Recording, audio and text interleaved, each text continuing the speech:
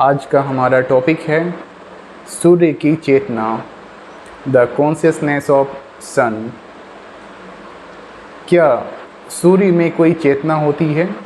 आज तक हम ह्यूमंस ने यही सोचा कि चेतना इस पृथ्वी के कोर में होती है, इसके आसपास होती है और इस पर रहने वाले जीवों में होती है। ह्यूमंस में, एनिमल्स में, बर्ड्स में, वाटर में, एयर में, इस अर्थ के हर एक एलिमेंट्री फॉर्मेशंस में चेतना का एक मूल भंडार छिपा है। जिस तरह हम देखते हैं कि गोल्ड माइंस में बहुत सारे सोने का एक भंडार है, उसी तरह समुद्र में बहुत सारे जल का एक भंडार है और इन सब से जो जुड़कर है, इनके भीतर में, इनके मूल्य आणविक कोर में, वो है चेतना, कॉन्शियसनेस। अगर हम देखें कि हम सभी के भीतर, हम मनुष्यों में जो चेतना का उद्भव है, एनिमल्स में, ह्यूमंस में, बर्ड्स में, माउंटेन्स में, नेचर्स में, एयर में, अर्थ में, स्पेस में, हर जगह कहीं ना कहीं उसके भीतर, उसके कोर में एक सूर्य का एक उससे मिलता जुलता, उससे रिश्ता जोड़ता हुआ एक चेतना का मूल कोर है। हर किसी में पूर्ण रूप से चेतना विद्यमान है। सूर्य जो इतने लाखों सालों से जल रहा है, सिर्फ साइंटिफिक टर्म में आप नहीं जा सकते उसे समझने के लिए। अगर सिर्फ वैज्ञानिक गतिविधियों के द्वारा अगर आप कुछ जानने की कोशिश करोगे तो वो द्वैतवादी विचारों में आपको प्रकट करेगी।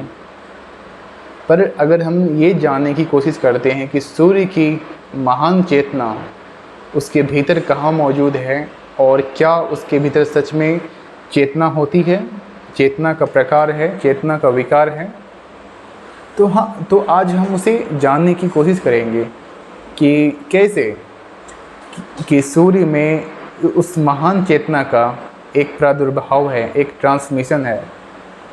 जैसे एक वेव होती है, वेव की ट्रांसमिशंस हर जगह मौजूद है ना। हम जब भी देखते हैं हमारे भीतर में, हमारे केंद्र में हर जगह मौजूद है वो सूर्य की चेतना। और हमारी चेतना का जो एक मूल स्वरूप है, उस महान चेतना से, सुपर कॉन्शियसनेस से, वो हर कहीं फैला हुआ है इस पृथ्वी के चारों ओर।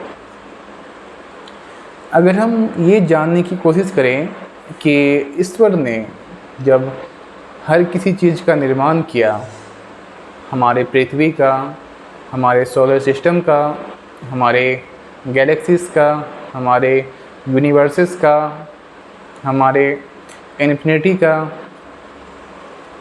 तो वो या उनकी हाथें कहाँ मौजूद हैं? अगर हम देखते हैं कि अगर कोई बुक, कोई कंपनी मैन्युफैक्चर करती है, उसे बनाती है, तो उनका एक हाथ है, उनका एक मशीन का पूरा सेटअप है। बहुत सारी मशीन्स लगी हुई होती हैं उनके वर्ड की प्रिंटिंग करने के लिए, उनके page to page by cover करने के लिए बहुत सारी इंक का इस्तेमाल होता है, रंग बिरंगे स्ट्रक्चर्स का इस्तेमाल होता है। पर उनका एक हाथ दिखता है, एक ह्यूमन मेड मशीन्स का एक सोर्स दिखता है कि इन्हीं हाथों के जरिए उसका निर्माण किया गया है। पर जब हम बातें करते हैं उस सूर्य की चेतना की, तो उसका निर्माता कौन है, उसे बनाने वाला कौन है? अगर वो ईश्वर है तो ईश्वर की भुजाएं कहाँ हैं? जैसे हमारी भुजाएं हैं, इसके थ्रू से हम बहुत सारा काम कर सकते हैं।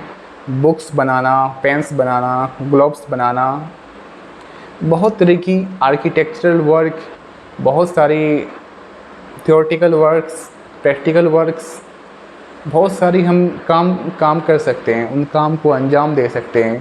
पर हम जब बात करते हैं सूर्य की चेतना की, या इस गैलेक्सी की चेतना की, या इस पृथ्वी की चेतना की, या इस ब्रह्मांड में पूरे हर एक तत्व की चेतना की, तो वो कहाँ मौजूद है? वो धारा, वो अस्तित्व में विचार, मूलभूत, वो कहाँ मौजूद हैं?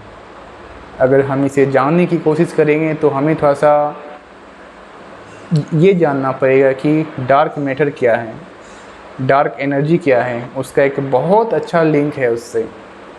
मैं उसमें ज़्यादा डीप में नहीं जाऊंगा, लेकिन मैं उनकी गुड बातें का एक समान मिश्रण उदाहरण के तौर पर, एग्जाम्पल के तौर पर मैं आपके सामने रखूँगा।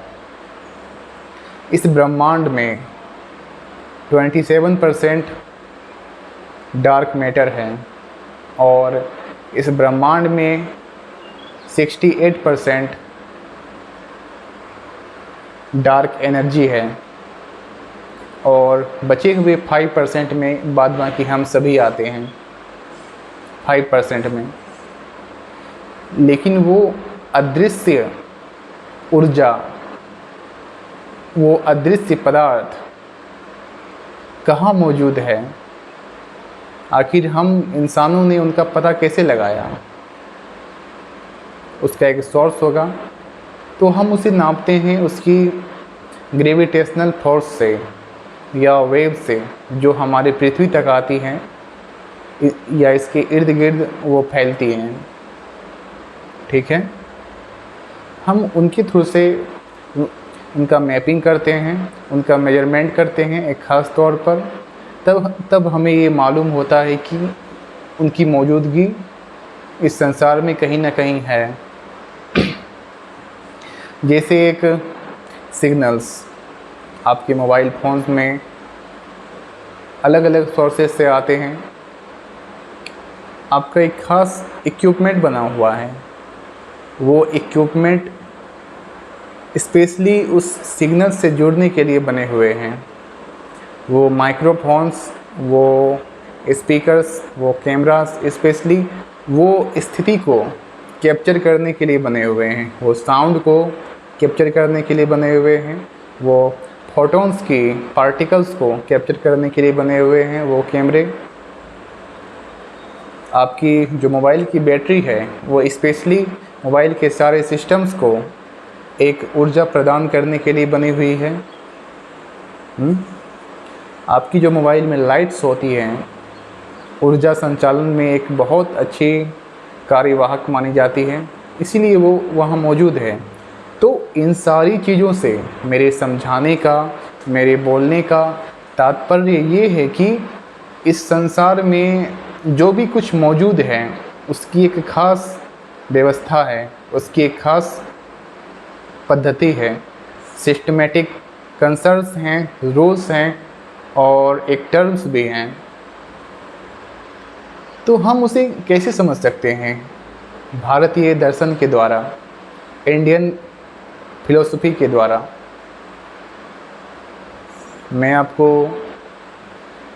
उस केंद्र की ओर लेकर जाने की बातें कर रहा हूँ जहाँ पर कभी श्री अर्जुन गए थे श्री कृष्ण के द्वारा। मैं आपको उस केंद्र की ओर लेकर जाने की बातें कर रहा हूँ जहाँ श्री राम गए थे अपने महर्षियों के द्वारा, अपने देव के द्वारा, महादेव।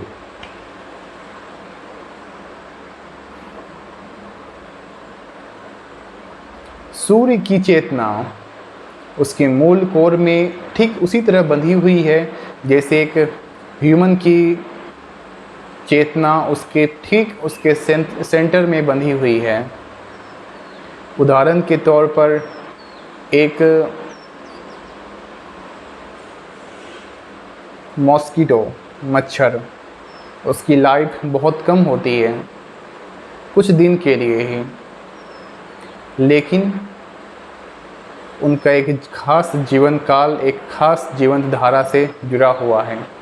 वो जीवन धारा क्या है? एक मूल्य चेतना का पूर्ण प्रारूप है। एक मूल्य चेतना का पूर्ण प्रारूप है जो एक संगठित वे में काम कर रहा है, कंप्लीट ऑर्गेनाइज्ड वे में।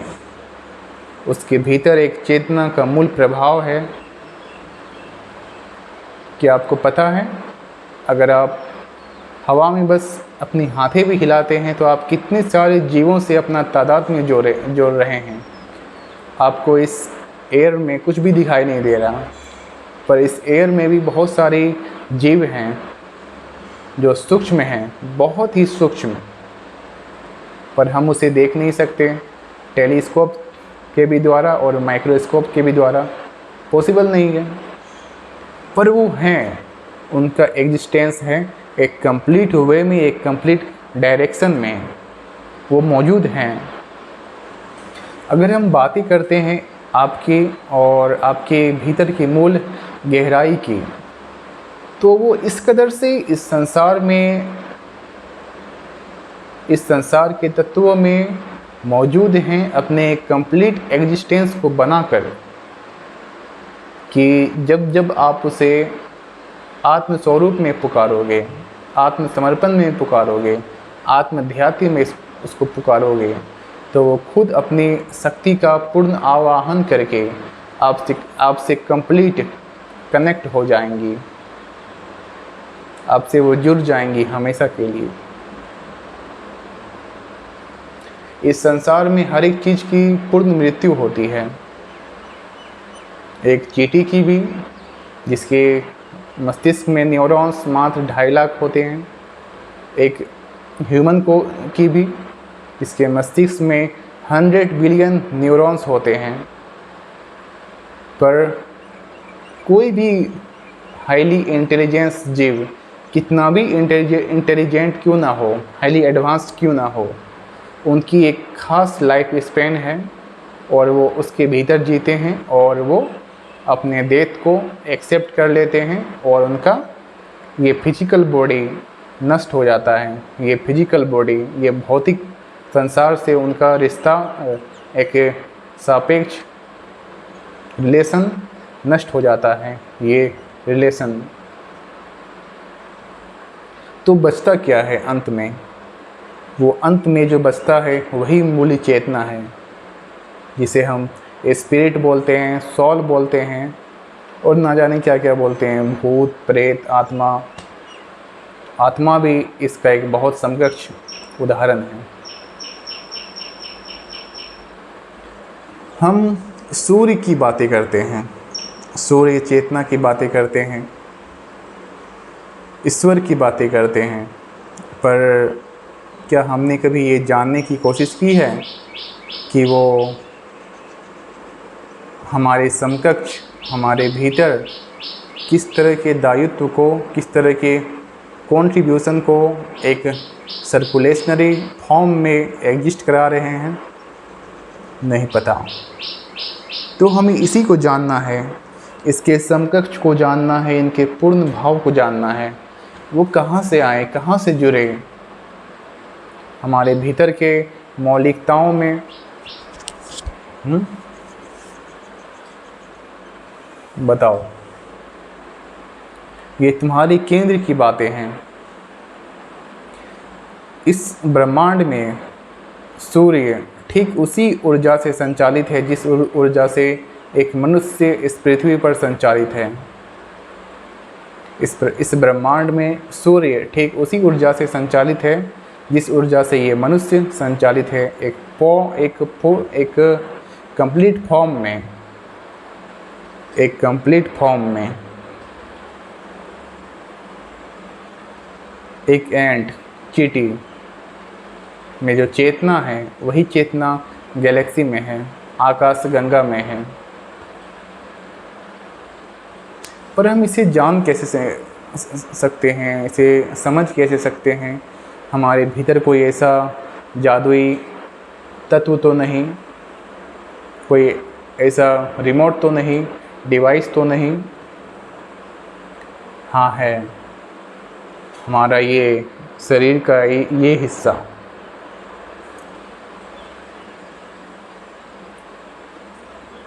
इसके भीतर हजारों लाखों करोड़ों न्यूरॉन्स का एक गुच्छा है। हजारों लाखों करोड़ों न्यूरॉन्स का एक खास गुच्छा है।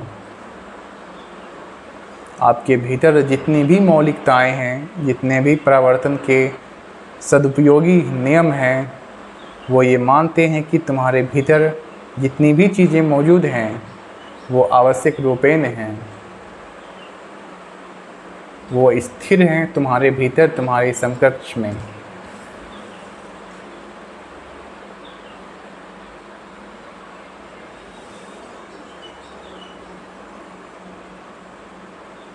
तुम ईश्वर की बातें करते हो, ईश्वर की पूजा करते हो, उस ईश्वर की अर्चना करते हो, ईश्वर को अपना आराध्य मानते हो। मैं भी मानता हूँ, पर मैं उन पर सवाल करता हूँ कि उनकी एग्जिस्टेंस कहाँ है, उनका अस्तित्व कहाँ है,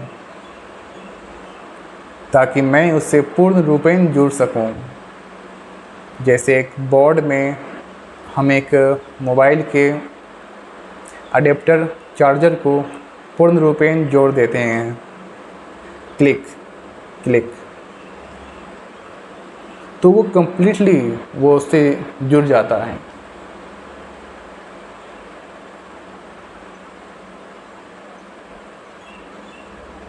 ओके, अगर हम चीज़ों को जानने की कोशिश करें या प्रक्रिया में एक महत्वपूर्ण लघुता की ओर बढ़ें, तो हम उसे जान सकते हैं अपने तादात्म्य में, अपने मूल्य चेतना में।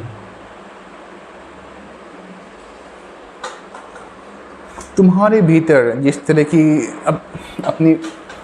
अपनी दूर से प्रादुर्भाव है मूल्य चेतना में, तुम उसे जान सकते हो, तुम उसे समझने की कोशिश कर सकते हो, अनुभव कर सकते हो, पर तुम उनके पूर्ण स्वरूप को ना कभी देख सकते हो, ना कभी टच कर सकते हो। तुम्हारे विचार, तुम्हारी अंतर चेतना ही उससे जुड़ सकती हैं, अन्यथा नहीं, क्योंकि तुम नियम से बंधे हुए हो। इस प्रकृति का नियम, इस प्रकृति में भी एक खास तरह की चेतना है जिसका जुड़ाव तुमसे है, और तुम्हारा जुड़ाव उस सूर्य से है जिसमें एक महान चेतना की एक महान प्रकाष्ठा है, महान चेतना की महान प्रकाष्ठा। तो आप उसे कैसे जान सकते हो? ईश्वर की मूल्य चेतना को या सूर्य की मूल चेतना को?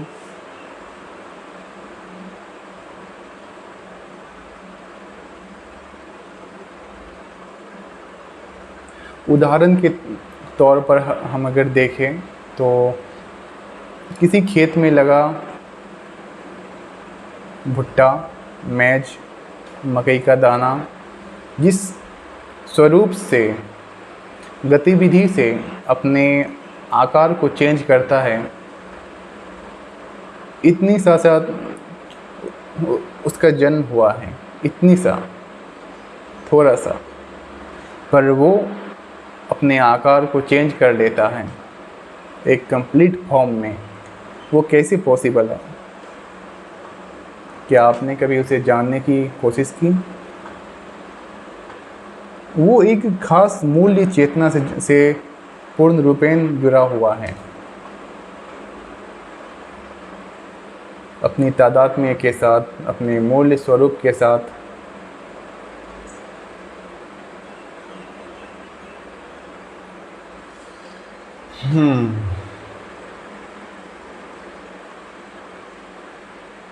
मैं स्थिर हूँ खुद के स्वरूप में, मैं जागृत हूँ सूर्य जैसी चेतना के प्रकृति में, सूर्य जैसी चेतना के प्रकृति में। मैं मानवीय कणों से या मानवीय नियमों से पूर्ण परे हूँ। जो नियम मानव पे लागू होते हैं, यहाँ के पशुओं पे लागू होते हैं, यहाँ के पंछियों पे लागू होते हैं, मैं उन सारी चीज़ों से, उन सारे तत्वों से पूर्ण रूप से परे हूँ। बियॉन्ड हूँ मैं, बियॉन्ड तुम्हारे वर्ड्स के भी।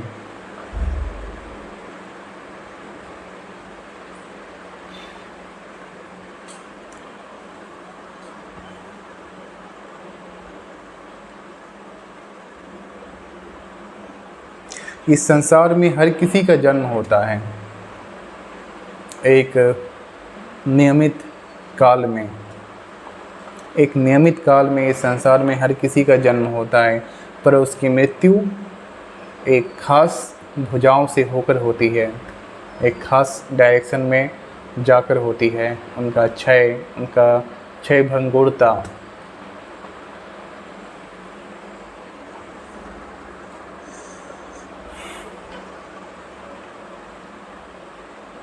मैं अपने आत्म स्वरूप में स्थित होकर उस सूर्य की परम चेतना को देख पाता हूँ, जो या जिसका जुड़ाव मुझसे है हमेशा से। मेरे भीतर की सभी पूर्ण पराकाष्ठा, स्वचेतना की अवकाष्ठा उससे तादात्म्य कर पाती हैं। रेमिनेंस।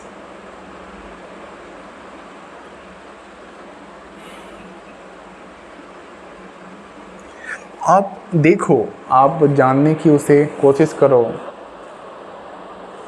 कि वो क्या है, कि उसकी अस्तित्व का एक पूर्ण भार उसे क्या समझाता है।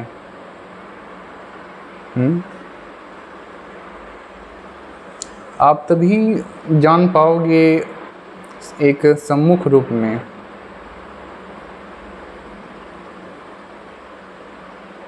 आप जानो, आप समझो, आप देखो। आप ईश्वर को कभी नहीं देख सकते।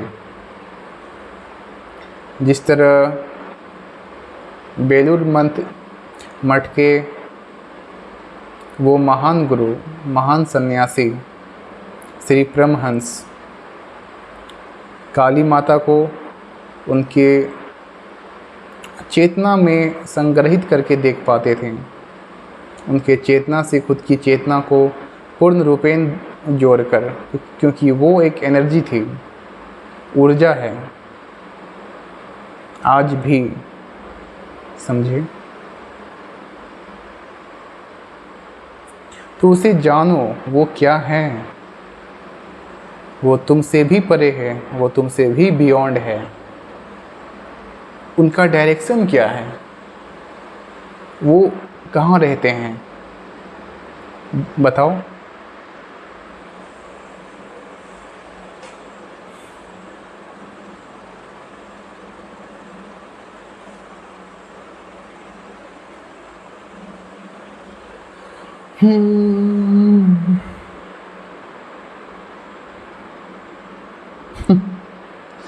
मुझे कभी कभी आश्चर्य होता है कि मैं जब भी बहुत ज़्यादा नाराज़ होता हूँ खुद के छोटे छोटे कारनामों पे,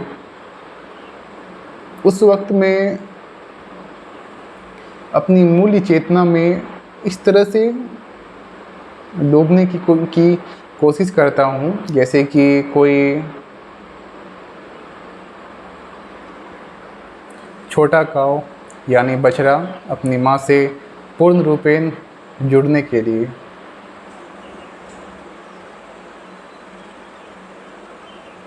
हम स्पंदन को याद रखते हैं हमेशा, स्पंदन को याद रखते हैं हमेशा।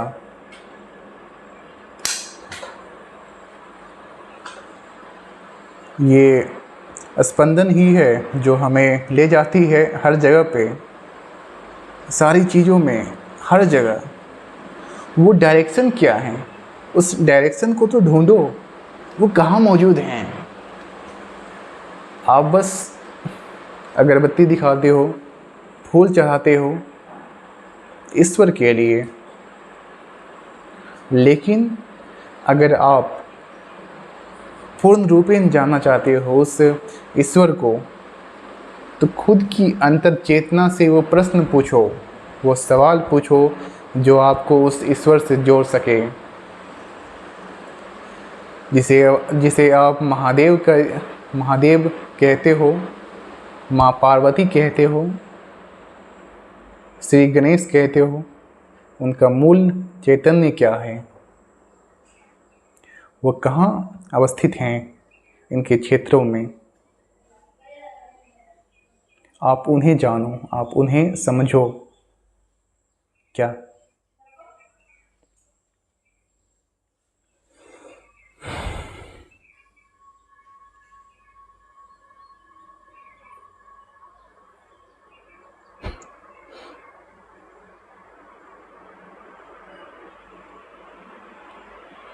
आपके भीतर जो मौजूद है उसे एक खास दूरदर्शक बनाने की कोशिश करो। जैसे एक चैनल है डीडी नेशनल, दूरदर्शन को अपने पास दिखाने वाला।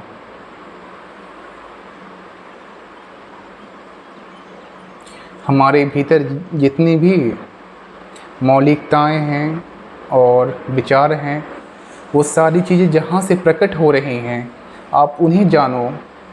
वो किस केंद्र से जुड़ी हैं, किस केंद्र से पूर्ण आत्मन हो रही हैं।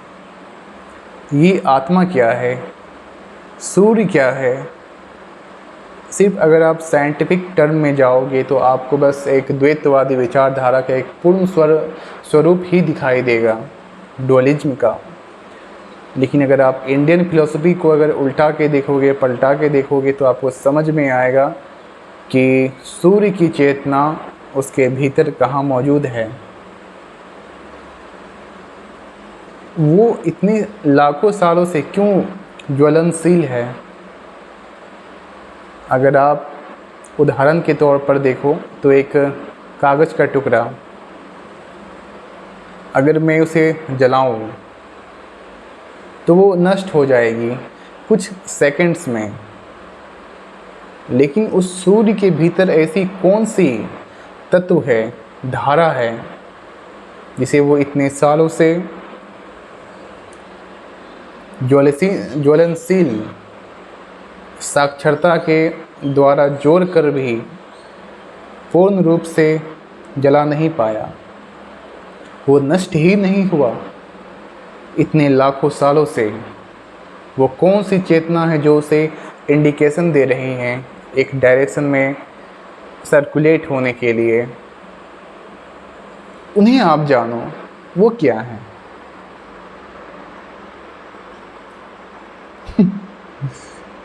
मैं बहुत दिन पूर्व की बातें हैं, मैं जब फर्स्ट बार श्री कृष्णा की बुक श्रीमद् भागवत गीता का अध्ययन कर रहा था, तो मैं उसके अंतिम अध्याय पर गया, 18वां अध्याय। तो मुझे एहसास हुआ कि मैंने जितने भी अध्यायों का अध्ययन किया वो इससे बिल्कुल ही अलग है। ये एक अलग ही बातें करती हैं। श्री कृष्ण महाभारत की उस मैदान में जो बातें कह रहे थे, बोल रहे थे, वो कोई सिंपल हो ही नहीं सकती, पॉसिबल ही नहीं है। वो बातें कर रहे थे सुप्रीम ऑलमाइटी की, सुप्रीम कॉन्शियसनेस की, सर्वशक्तिमान सर्वोच्च सत्ता, सर्वशक्तिमान सर्वोच्च सत्ता की बातें कर रहे थे वो। How they exist in this universe and in this universe all particles उससे जुड़ा हुआ है। आपकी भाव में, आपकी मूल्य चेतना में जिस तरह का प्रादुर्भाव है इस ईश्वर के मूल स्वरूप का, वो हर एक दिन, हर एक सेकंड एक उभरता हुआ पूर्ण स्वरूप में ढल रहा है। आपकी हर एक दिशाओं में, आपकी हर एक मूल चेतनाओं में। आपकी चेतना जितनी भी आसान हो सकती हैं, जितने भी अपने मूल स्वरूप में जाग सकती हैं, उतनी ही जागती हैं, बिल्कुल ही सूर्य की तरह।